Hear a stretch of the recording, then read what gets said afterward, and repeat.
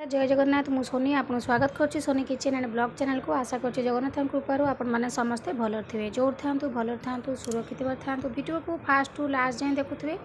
जदि पसंद आसला गोटे लाइक करेंगे, फ्रेंड सहित शेयर करेंगे, आउ चैनल जदि नुआ अच्छा चैनल गोटे सब्सक्राइब करने। तो डे नगर चलो स्टार्ट करवा। आज टिप्स अच्छी आपणकर फेस को लेकिन आपको हाथ और पादर जब टैनिंग पड़ जाए तो हाथ और पादर लगे पारे।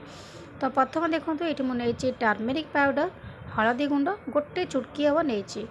तो टर्मेरिक पाउडर रे आपणकर aunty inflammatory property anti oxidant property अच्छी जोटा कि आपणकर आक्ने हाइपर पिगमेंटेशन को दूर करता है, स्किन को ब्राइट करता है, ग्लो करता है, स्किन को पूरा दाग भी दूर करता है।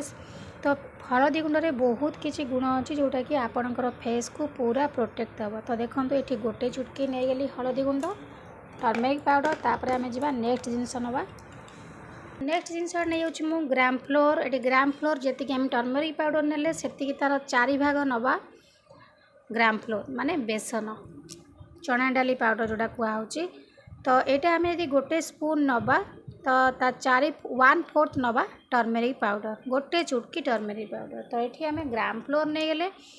तो ग्राम फ्लोर माने बेसन आपणकर जेंटली रिमूव करता है डेड स्किन को पूरा स्मूथ करता है।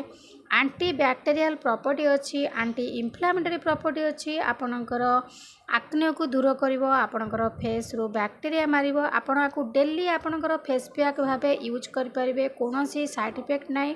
प्रत्येक दिन यूज कले भी आपणकर स्किन पाई बहुत भल काम करिवो। तो तापर देखो ये आम नहीं गले हलदी गुंड आ बेसन। ये आपणकर स्किन टेक्सचर को पूरा इम्प्रूव करिवो। बेसन स्किन ने माने टोनर भली काम करिवो, स्किन को ब्राइट करिवो, स्किन को पूरा ग्लो करने हेल्प करता है ग्राम फ्लोर। तो तापर आम नेक्स्ट जिनस नहीं जा लेंबू।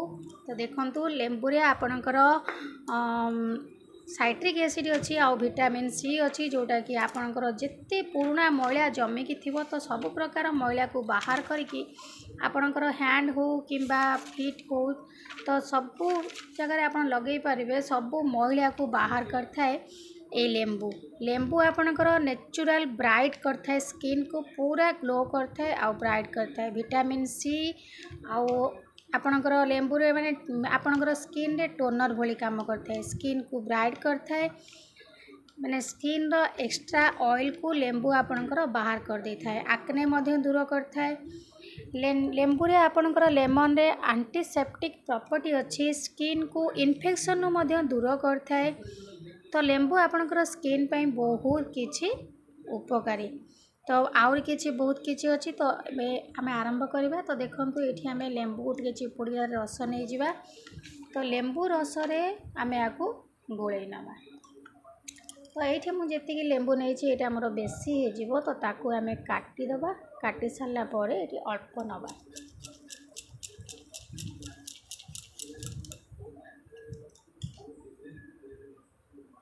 ये रेमेडी के आप प्रत्येक दिन लगे पारे। ये गोटे नेचुरल रेमेडी स्किन ग्लो करने बहुत बढ़िया काम करता है। आउ थे कही रखुच्छी आपको आपणकर हैंड आउ फीट रे मध्य लगे पारे। टैनिंग जदि पड़ जाऊँगी तो टैनिंग आपणकर ये दूर करदेव। तो देखो ये मुझे लेंबू को भल भाव चिपुड़ी नहीं गली। चिपुड़ी सारापर आप भल भाव मिसातु।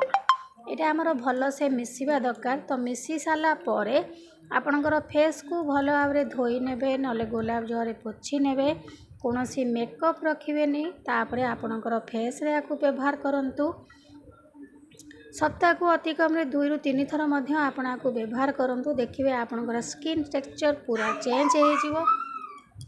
एबे देखो भल भाव में मिसई नहीं मिसई सारा पर आपणकर फेस रे आपको लगातु। देखिए आपणकर स्किन कलर पूरा चेंज हो। आपणकर कलर जदि कम थाए आपणकर फेस केते सुंदर गोरा देखा जिवो। तो ये भाव में नहीं कि आप आराम से आपणकर मुँह को धोईकी आपको लगातु।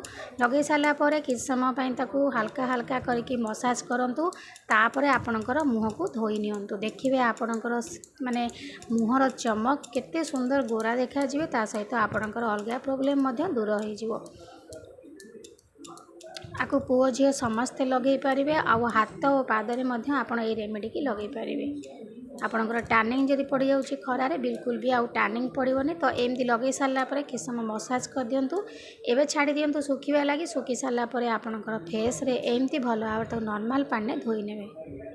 एबे देखंतु अध घंटा पर मो हाथ को धोई नहीं धोई सारा पर केते सुंदर इंस्टांट ग्लो करबा आरंभ है माने गोटे थर रे। तो आपण कंटिन्यू आपको व्यवहार करंतु आपणकर फेस रो ग्लो पूरा बढ़ी जिवो माने सब प्रकार दाग दूर हम स्किन टेक्सचर पूरा चेंज हो एक्स्ट्रा ऑयल जाक बाहर कर नब। तो आपको आपण हाथ और पादरे मध्य लगातु। तो आज विदाय नौ पुणी देखा आपन सहित नेक्स्ट वीडियो रे से पर्यंत रोची नमस्कार जय जगन्नाथ।